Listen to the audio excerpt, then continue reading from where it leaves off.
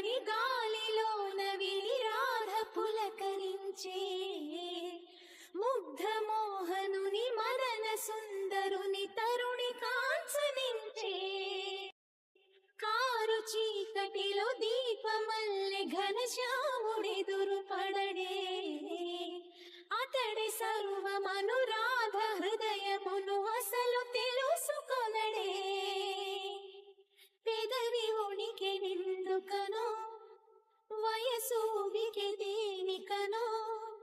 కాలమాగి నిందుకనో